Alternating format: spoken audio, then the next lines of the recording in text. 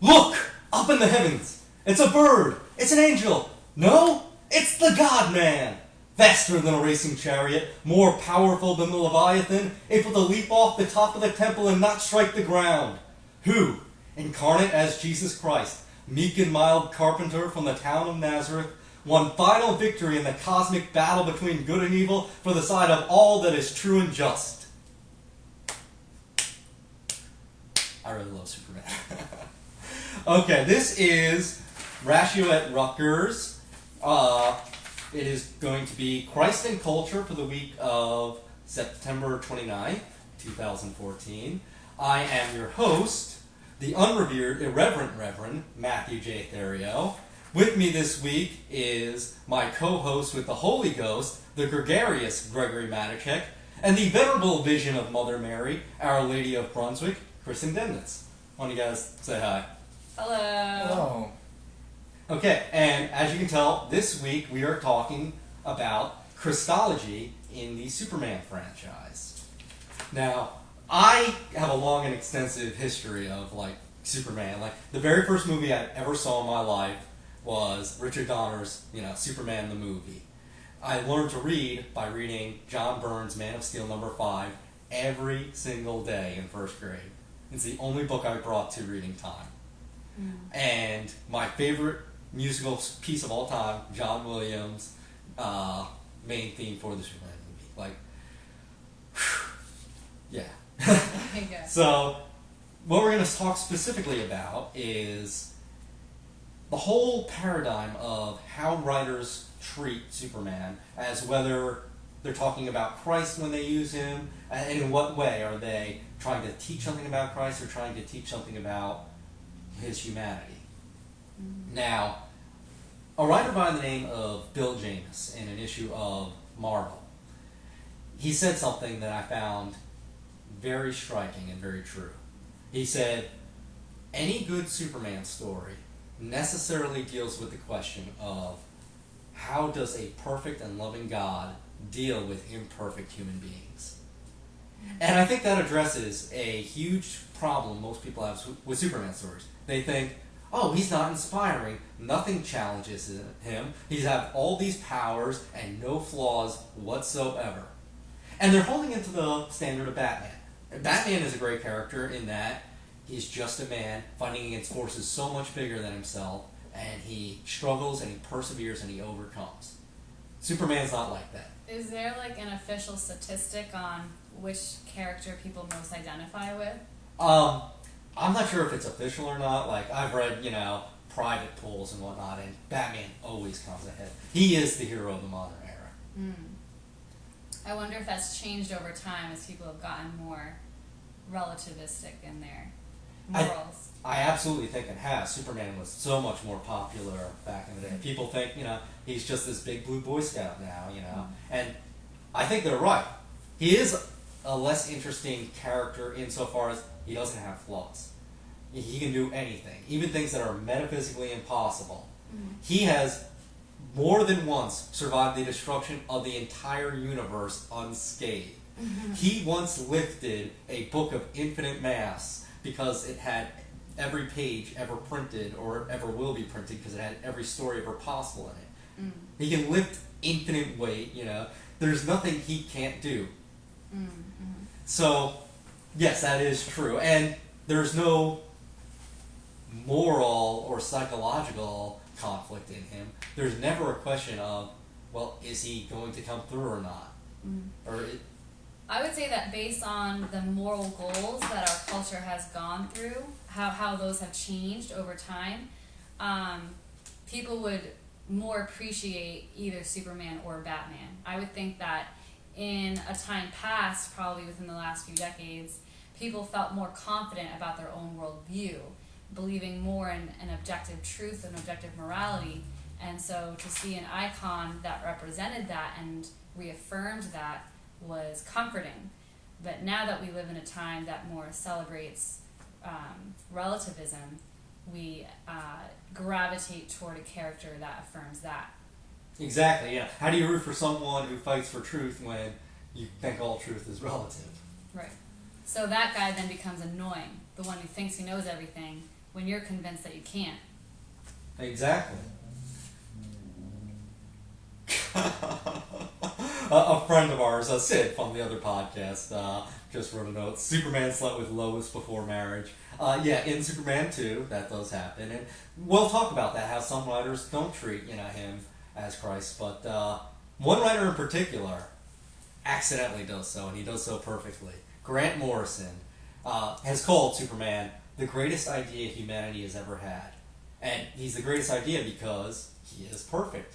He is perfectly strong, that is, omnipotent, and perfectly moral, that is, omnibenevolent. And he combines those two characteristics. And what Morrison should realize, I know he's smart enough to realize this, is that humanity already thought of that idea, and in fact, we didn't at all. It's an idea that God thought of because he did it, He is exactly that. Right. And more than that, it's not just that, you have Superman who's all loving and all good and all powerful. That would be, a connection to God. What really makes the Christ connection work is the character of Clark Kent. He is God walking among us as a human being, trying to relate to our struggles. It even relates to what Mormonism seems to offer, what, how does it go? What God is, man may become. What God was, we are, or something. And that was a terrible way of putting it, but that's the general quote that sort of encapsulates the Mormon view on God, that God was once us and we will become him. And there's definitely a tone of apotheosis there, the idea of man becoming God, and that's actually the big O Orthodox Catholic or Orthodox Christian church's view of what our life is going to be like at the resurrection. And we'll definitely talk about apotheosis because it's relevant to a few of the later Superman stories on this final hope. Because the gospel permeates so many of these. So let's break them down. Talk about these two paradigms of treating him as God or as Christ really, in a positive way, affirming the connection, and then also treating him as Christ in a way that rejects that motif and affirms his humanity. So, if you're ever going to start a discussion on Superman, you got to start with the basis of pop culture's knowledge of him. 1978's Superman the movie. Like I said, my favorite movie of all time, first one I ever saw, and the best one I ever saw. And it begins with the best quote. "This is no fantasy." And it's part of Jor-El's speech, but it has an underpinning message, that's echoed throughout the rest of the movie. Elsewhere, Superman, he's talking to Lois for pretty much the first time, and she's like, "Are you gonna fly like Peter Pan?" And he tells her, "Peter Pan is a fairy tale, a story for children. I'm real." And on the one hand, that helps with the verisimilitude of the movie and, taking away that suspension of disbelief, or as Tolkien would say, creating secondary belief, belief in this secondary world. And if it's just that, it works on that level. But I think it goes beyond that. I think Richard Donner really was pulling for the Christological motif there, saying, yeah, Superman is real. There was a man really like this on this earth at one point, and that is the person of Jesus Christ. When we have this belief in a man like Superman, that's justified. You really think that was intentional? Richard Donner has publicly admitted that he put Christological motifs in the movie, and he's gotten death threats as a result of it. Oh boy. Yeah. Think of another great quote from the movie, and then I'll let you speak, because, sorry, I know I'm talking a lot. I can't remember any quotes from the movie. My favorite quote. Okay, so the last thing that Jor-El, after he's dead, the disembodied voice of El says to him, right before he turns 30 and you see him in the suit for the first time, are these words: "They can be a great people, Kal-El. They wish to be. They only lack the light to show the way. For this reason, above all else, I've sent them you, my only son." In the Donner movie, Superman isn't sent from Krypton in order to save himself from its destruction. It is his father sending him to Earth to save us, to be the light to show the way. That is Johannian. A very clear parallel. I just thought it was a little ironic, those lines about this not being a fantasy and that's a fairy tale for kids, considering that Superman is a superhero for kids, and at least how he started out was so far from absolutely. He was by 1978. He did not start off as a Christological figure. Moses, if anything, his creators, Jerry Siegel and Joe Shuster, were Jewish. They were subverting the Nietzschean Superman. Interesting. And remember, this is 1938 that Superman makes his first appearance.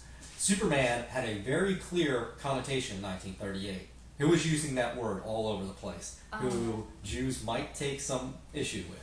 I was about to say it makes you wonder if it's sort of a reflection on the Jewish people sort of longingly wishing they had a figure like Jesus and sort of creating a subversion of him. But I've heard, and I don't know if this is Judaism across the board, that there's considered to be many people that have lived that have been sinless.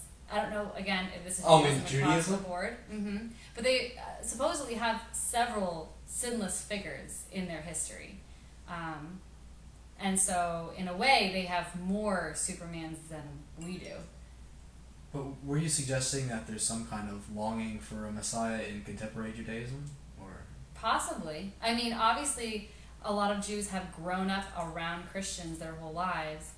And Jesus is that kind of figure that you want to keep at arm's length, maybe, but there's things to admire about him. I'm not sure they were so much even thinking about Jesus. Like I said, there were not a lot of Christological motifs. They're not subverting Christ or appropriating Christ. There was parts of Samson in there, parts of Moses, but really they were subverting the Übermensch, this Aryan Nazi Superman, that's, blonde, blue-eyed, perfect German, and he's a fascist. He wants to take over the world. Nietzsche, inspired a lot of the Nazi ideals, and their Superman was one that walked all over people, that was freed from morality. Jerry Siegel and Joe Shuster's Superman was one that just wanted to help. He had the power the Disney version. He had the power to, put his will over and against us, and yet he chose to humble himself to that power and, be a servant. And insofar as that's the case, yes, there are some Christological mores there at the very least. And that Superman, I'd like to point out, was nice enough to leap over buildings and not punch through them. Yes, we will get to Man of Steel. But even that has Christological imagery in it. More imagery than motifs, unfortunately, though. Did I have... let's actually skip over Superman Returns, because I think the only imagery there, the whole... reaching out his arms, ascending into the sun and all that. That's all really harkening back to the 78 movie. It's homages, not so much original content there. But yes, Man of Steel. Where is the famous Christological imagery there?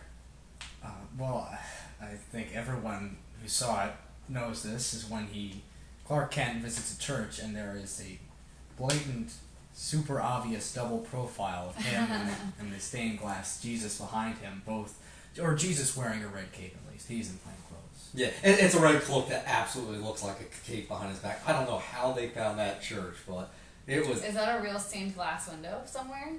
I'd have to look that up. I have no idea. If it was, they probably had the budget to create one, I'm sure. But, there's definitely other indications that that's one of the many themes of the movie. They make it very clear that he starts at 30 years old again, and it's only the movies that harken on that point. They have him, with the arms, in the cross shape as he's falling down to the earth. But the thing about Man of Steel, there are so many other motifs and themes. There's the theme of immigration, him coming from the old world where they have no choice in who they're going to be, and he comes to America where he gets to define himself. There's environmentalism. Krypton's destroyed because they drilled too much. There's just a lot of competing themes, and the Christ theme kind of gets not subverted but buried. Buried within, right? Yeah. Yeah, I remember we were watching this, you, me, and Sid together on Valentine's Day, and you and Sid were alternately falling asleep during the movie. When one of you was awake, the other was up and watching Yeah, it. I could have done more homework on this topic for sure. I mean, yeah, for some reason that happens to me. But, I mean, definitely the Clark Kent character pervades everyone's, reality, at least, Western society, America. He's always that kind of figure that you feel like you can relate to, but also has hope for becoming something greater. And I think that relatability is good when you can have it with Superman, but I do think that is, something a lot of people realize that they can't really relate to him.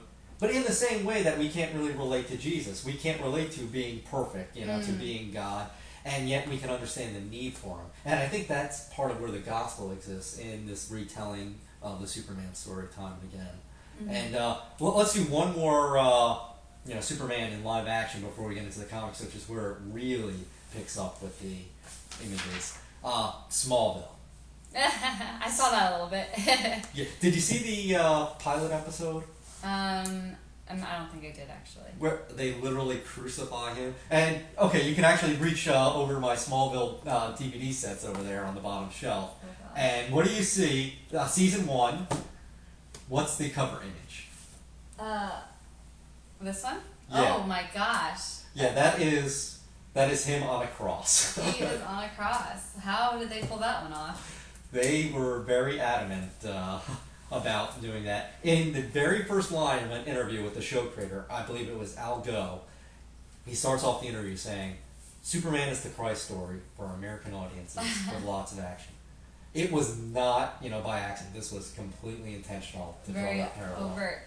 I can't decide if I find it more relatable for my, Superman figure to have struggles or not have struggles, because on the one hand you want something that gives hope for something better. On the other hand, you and with that you feel disappointed when they fail. But on the other hand, you want them to again be relatable in that way. Right, and I guess maybe I was overplaying, his omnipotence when I said he doesn't struggle or there's no question of him going to succeed, because the writers of the comics have put him up against the absolute stakes time and time again, and it takes all of his effort, to win.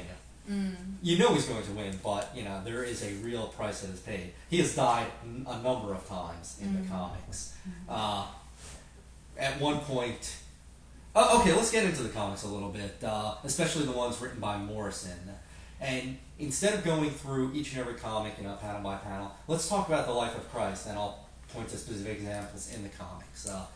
So what you have first, the Nativity, and I think that you see, the whole paradigm of him coming down from the heavens and whatnot, and that was more picked up, but something like the Transfiguration. Mm-hmm. Morrison, in an issue of All-Star, has a Superman come, from the future, and you see him, and he is completely golden and shining. Nice. It doesn't get, much clearer than that, and he makes it very clear, this Superman is from, I think, the year 350-something thousand AD, and by this point in his life, he is trained under God himself. Oh, it's called the Presence. Oh, but the Presence is DC Comics' name for God, and he has walked with God and knows everything that God knows and is essentially God himself. Wow. So what else do you have? He has created life, Okay, that's, in John chapter 1, we were just translating that for Translation Club, right? And it says the world was created through him. Now, twice, Superman has created life from just the light that is in him. And that's another thing, John uses that word light all the time. So, All-Star Superman number 10, he's dying. He wants to know if the world can survive without Superman. And so, he creates a world in a day. A tiny little universe, and it's implied that this is our world. And in one panel you have Nietzsche writing, "Behold, I teach you the Superman." And one of the very last panels of the entire issue is two boys in Cleveland, Ohio, saying, "Here it is, I think we have it this time." And you just see the first sketch of Superman. And it's implying it's Jerry Siegel and Joe Shuster. So the world without the Superman is the world Superman created. And that's us. And then the last issue of that comic, he dies. Wow. Yeah, and this is one of his more famous deaths. And he ascends, and he's talking to his father, on a higher plane. His father, Jor-El. And actually, that's not, even though the last name is El, the Hebrew word for God, that has nothing to do with, the actual Hebrew word for God. It was originally just the letter L in English. Yeah. That's one of those happy coincidences. But his father tells him, okay, well, you can stay here, in paradise, or you can go back and fight evil one more time. Mm-hmm. And so he does what Superman always does, he returns to Earth, he rises again from the dead, and he does exactly that. He fights evil once again. And actually, Jor-El has a great quote there. They use it in the Man of Steel movie. He says, "They will stumble, they will fall, but soon they will accomplish wonders. Soon they will join you in the sun." And that's part of that apotheosis, that hope that Superman coming will make us like him one day. Mm-hmm. How does he die in that one? Lex Luthor, poisons him with the sun. He becomes too powerful. There's too much, energy, and his cells begin to break down. And then Luthor poisons the sun itself. So what he does, after he stops Luthor and defeats his evil plan to take over, he has to ascend up to the sun itself, and become our sun, essentially, and fix the sun. And Lex Luthor clearly represents Martin Luther. Not at all. But that's actually Lex Luthor. We should get into that. Superman, is like Christ also in that he doesn't just defeat his enemies. Because we're the enemies of God as sinners, right? Mm-hmm. And if Superman just beat him, that would... I don't know. It just wouldn't work as well. Luthor in the All-Star Superman movie doesn't get defeated. He gets redeemed. And he has Superman's blood, and he's the one that figures out, okay, this is how it would combine with Lois's. This is how, there could be another Superman while we're waiting for him to return from, the sun. This reminds me of how in the little figurine cartoons that happen around Christmas, like Rudolph the Red-Nosed Reindeer, the creator always made sure that the villain was redeemed at the end. He becomes a good guy, and that was one of the main points he would always make. Yeah, and that's what Superman does. He redeems Luthor, at the end of the story here. Mm-hmm. And that's kind of Morrison's, gospel story, Yeah. But he also has a revelation story, the almost second coming of Superman, where the god of evil has taken over the whole earth, and he has mind-controlled the entire human population, essentially. God of evil? Yes, Darkseid. That's his name. Okay. And so, Darkseid is in everyone's brain, and Superman is pretty much the only one left. He's the enemy of all of existence. And all of existence is collapsing into a singularity. It's falling apart, There's nothing left. And so, Superman, he comes down from this higher plane of existence that he's been in. And how does he defeat Darkseid? With a word. With his voice. The word. He sings, and Darkseid is shattered. He sings? He sings a single note of music, and Darkseid is no more. And still, reality is collapsing upon itself. So what does he do? He uses the light that's inside of him, and he just wishes for a new world. And that's exactly what happens. There's a new world, essentially new heavens and a new earth. And Morrison calls this the fifth world, the age of the age of men as gods. And so you have that apotheosis again, that hope of Superman makes us like him. Mm-hmm. Mm-hmm. The singing creation into being reminds me of C.S. Lewis's Aslan does that to create one of the worlds. Singing? Yeah, that's in Creation Magician's Nephew. Yeah. Yeah, I would say that Aslan is the only clear, Christ figure in all of pop culture than Morrison's Superman himself. That would be true. Well, yeah, I think it's designed to be so. And it's funny because Morrison's not a Christian. He has claimed to have met Jesus, Okay. which was a separate time from the time he ascended into heaven and angels gave him his life mission Of what? of basically preaching his own personal gospel that he's done so through writing comics. Wait, his gospel. What's his gospel? About how we're all interconnected and all that. And you hear Luther say that, when he gets Superman's powers and he sees atoms bursting and they're tiny little clouds of probability, and he reconciles gravity with the other laws, and he said, it's all connected by us. We're what connect everything together, and we're all connected together. And he repents of all his misdeeds. And but it's literally having Superman's powers, having Superman that redeems Luther. I see. It's interesting that he would, in an effort to make everyone feel as though they are part and not, it seems like a contrary mission to then emphasize this one character as supreme to the rest of everyone. It is, I don't think that Morrison is deliberately, preaching the gospel, like I said, but I think it is the greatest story ever told, just like he has deliberately said, Superman's the greatest idea humanity's ever had. I think it's such a powerful idea, such a powerful story, we can't help but tell it. Mm-hmm. And so even if it's a non-Christian pagan who has literally had demonic sacrifices in pentagrams, even if it's Jewish creators that, have no desire to talk about Jesus of Nazareth, we can't help but tell this story. Wow. And I'll admit, not all writers have wanted to tell this story, and a few have said, let's compare Jesus to Superman to show that he's not, to show that he is just a regular man. We could go into that conversation now, I suppose. Yeah, one of the most famous Superman stories of all time was Alan Moore's Whatever Happened to the Man of Tomorrow. And the whole point of it is, he gives up being Superman and he's happier, and he says, that guy was too full of himself, Superman thought the world couldn't get along without him, but the world is doing just fine. And it's supposed to subvert that idea of him. And then there's Kingdom Come, whose main character is a Protestant minister, and he's having visions from the Angel of Death. And him and the Angel of Death are walking through these visions, and you see quotes from the Book of Revelation being quoted, and it's attributed to not the second coming of Jesus, but the second coming of Superman, who is shown literally walking on water at one point.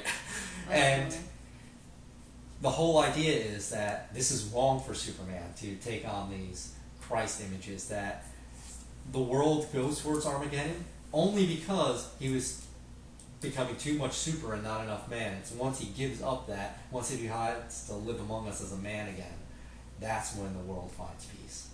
That's very strange. I mean, I feel like there would be other ways of resolving the issue, just being anonymous, but still doing supernatural things. Anonymity. That's an interesting way of thinking about this, because, for those who say that God makes himself invisible, that he needs to make himself more visible, this is sort of the idea of, well, maybe he should be anonymous, but when he is anonymous, there are complaints in that direction too. Final example I would have is Brian Azzarello's For Tomorrow. In that one, it begins with the rapture. And it's not the Christian rapture, but Left Behind is coming out October 3rd, people. So Superman is gone, he's up in the heavens, outer space, and a whole bunch of people in the world, millions, disappear, and you find out later it's because of him. That they all go to a paradise that he created in the Phantom Zone. So again, he creates a world out of nothing. And he admits, the whole thing is a backstory told by him to a Catholic priest who says, this was my sin, I was chasing my Holy Trinity, 3 words, Superman saved me. My sin was to save the world. What? Yeah, and he tells this Catholic priest, I'm not going to walk on water, that would challenge your faith, I'm not that man, And the whole 12-issue miniseries is the idea that Superman, he can't save us all. It's wrong for him to try to do that. Interesting. So saving none is better than saving some? idea? That's the idea? I don't know the idea. I was baffled by it. Yeah, I'm trying to wrap my brain around no Superman better than there being one. So he still chooses to be Superman at the end. Like, he doesn't give that up, but at the same time, he says he was wrong to try to save the world. It's, like I said, baffling.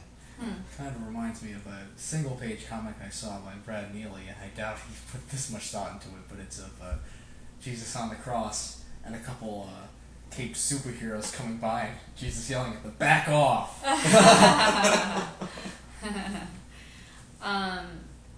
was I gonna say? I think that with the character of Jesus, wow, I kind of just lost my train of thought there. I would say, like, we'll come back to it, but I think we're kind of wrapping up here. I mean, I have so much more thoughts I could share, and this is something I've honestly considered writing a book about.